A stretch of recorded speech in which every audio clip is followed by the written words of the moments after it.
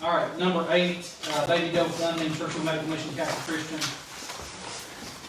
If you come on up. I visited with Churchill Medical Mission this past week, and they had actually submitted a request for ARPA funds that somehow didn't make the list. It's on your list now. But we also talked about another project that they had, and I suggested she come and talk to you on it. Ms. Craddock, if you would come in and have a seat.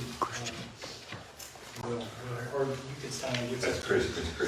Ms. Christian. That's okay, you can call me anything, just don't call me late for supper. Yeah, maybe I should ask you to introduce yourself first before I call you. Okay, my name is Kathy Christian, and I am with Churchill Medical Mission. I'm gonna give you a brief history of the clinic and then let you know what we do. I will tell you that my deceased husband always said, Kathy, in Proverbs it says, with a multitude of words comes sin. I'm very wordy. If I talk too much, just let me know. Well, I'll tell you what, how about we give you, would 3 minutes be enough? Probably not, but I'll take it. Churchill Medical Mission was established in the year 2000, so we've been operating in Churchill and the Churchill Shopping Center for 22 years. What we do is provide quality medical care for uninsured and underinsured patients, primarily in Hawkins County, but we do take Hancock, and we have a couple of patients in Scott County. For a fee of $10, which, by the way, if you don't have it, you don't have to pay it. You see, our medical director is Dr. Schilling.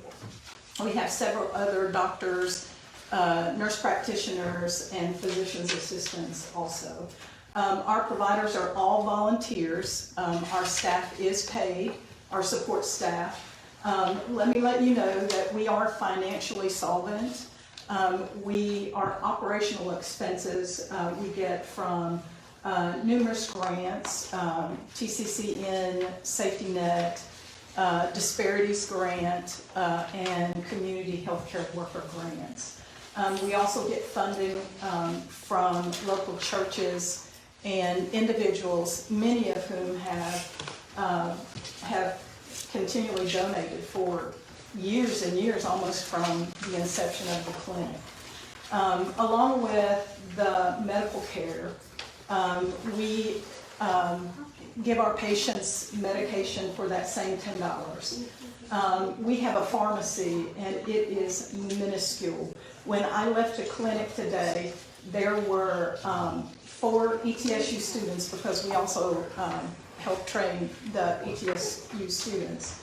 So there were 4 students, our pharmacy tech, a volunteer pharmacy tech, and the ETSU professor in a teeny tiny little space. So one of the major things that we need to do, and what we're asking from you, let me just say that, is $150,000 of the Baby Doe funding to be able to expand the clinic.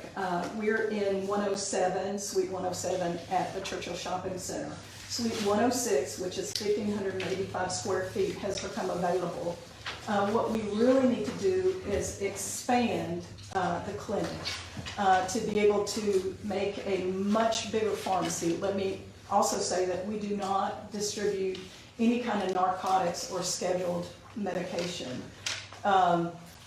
So we really need to get a pharmacy where our people can work and be able to get those medicines to our patients. How this ties in to the opioid crisis in Baby Doe is that, and I'm trying to go fast and I know I'm forgetting all kinds of stuff, but one of the things about opioid use and addiction is that there's long-term residual effects. Is that my 3 minutes being up? Oops. Should I continue or?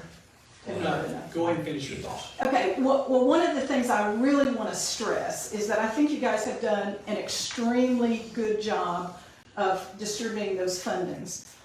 You've given to EMT, so there's the crisis aspect of the addiction.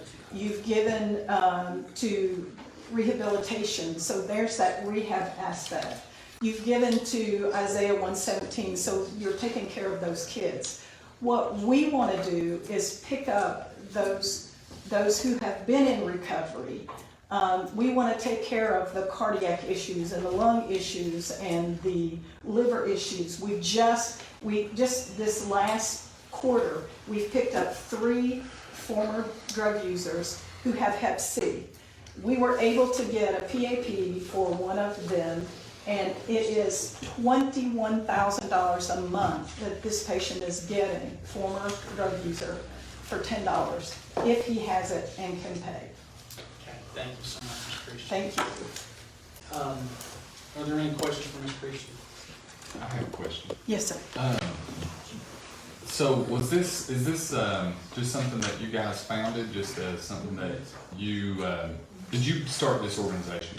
Well, it was 2000, it was in 2000, Mm-hmm. and it was 2 doctors and a nurse came together, and they had the vision for it, Mm-hmm. and so they started it, and it started out in the food pantry down in Churchill. So, Are you a 501(c)(3)?